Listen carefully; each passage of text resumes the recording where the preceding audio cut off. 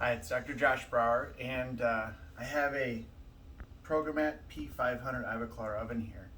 And it was very interesting to me to find out that when it stopped working, that I could find no videos or manuals or anything on how to fix it. So it took me a couple of days to get a call back from Ivoclar, which put my oven out of commission. And I did find out that with the errors that I had, that it could be what was called the Muffle or some gaskets, because I had a vacuum error. And it wasn't actually the vacuum, it turned out to be a couple of wires inside. So this is what the muffle looks like right here. And what had happened is this metal wire had actually just melted through over time. And then there's two gaskets that you also need.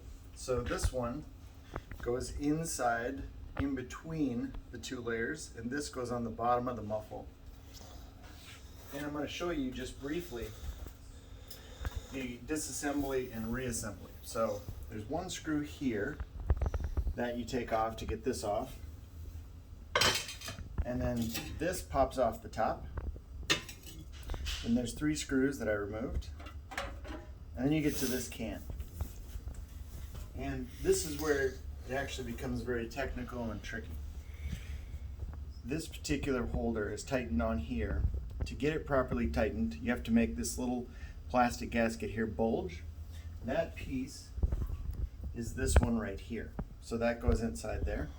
So if you look here carefully, can you zoom in and show this scribe line? So this scribe line is a little tiny score that's inside the metal and must go straight back between these two screws here. This must also be aligned in the back there when you do this. When you take that off, this comes off and there's a pad, and then you're going to see the top of the muffle.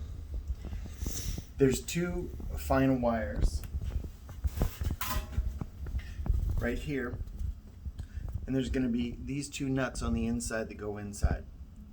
You have to make sure that the little score line on the top of the white nuts on the inside stay vertical. If not, you'll lose your vacuum here. If you don't have this bulged in the back, you'll lose your vacuum there. All of these things make a big difference, but once you have the two wires here and here unscrewed from the top of the nut, you can pick them off to the side, and then this piece will lift off and the new one can go in. You put them back inside the nut and just tighten it down on the top of each one of those, and then you put it all back together.